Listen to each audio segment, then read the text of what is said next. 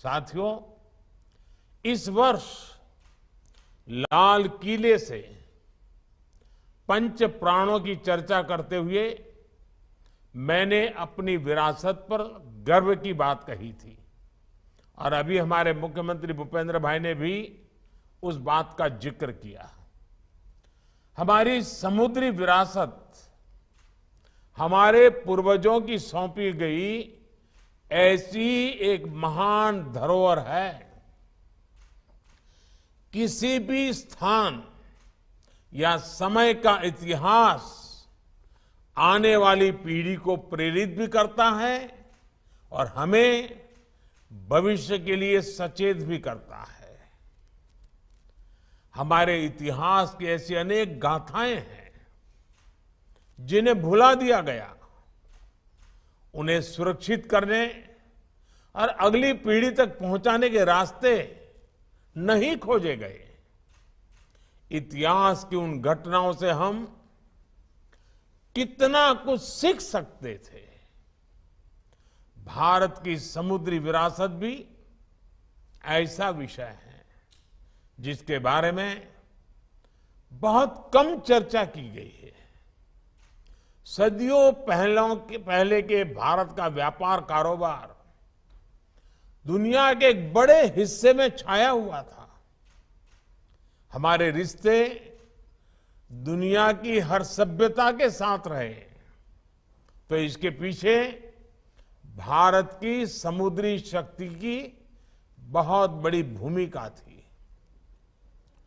लेकिन गुलामी के लंबे कालखंड ने न सिर्फ भारत के इस सामर्थ्य को तोड़ा, बल्कि समय के साथ हम भारतीय अपने इस सामर्थ्य के प्रति उदासीन भी होते गए।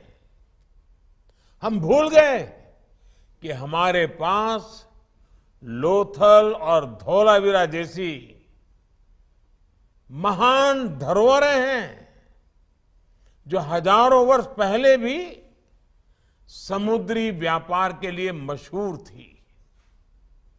हमारे दक्षिण में चोल साम्राज्य, चेर राजवंश, पांड्य राजवंश भी, जिन्होंने समुद्री संसाधनों की शक्ति को समझा और उसे एक अभूतपूर्व ऊंचाई दी। उन्होंने न सिर्फ अपनी समुद्री शक्ति का विस्तार किया, बल्कि इसकी मदद से दूर सुदूर के देशों तक व्यापार को ले जाने में भी सफल रहे।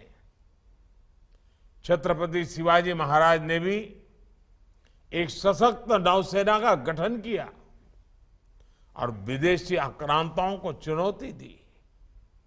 ये सब कुछ भारत के इतिहास का ऐसा गौरवपूर्ण अध्याय है जिसे नजरअंदाज ही कर दिया गया।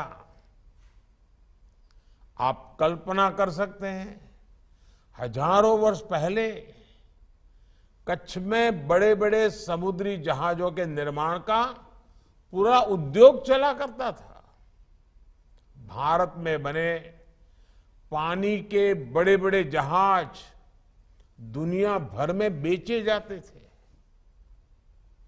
विरासत के प्रति इस उदासीनता ने देश का बहुत नुकसान किया।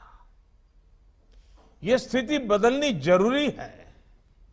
इसलिए हमने तय किया कि धौलावीरा और लोथल को, भारत के गौरव के इन सेंटर्स को हम उसी रूप में लौटाएंगे जिसके लिए कभी ये मशहूर थे। और आज हम उस मिशन पर तेजी से काम होते देख रहे हैं।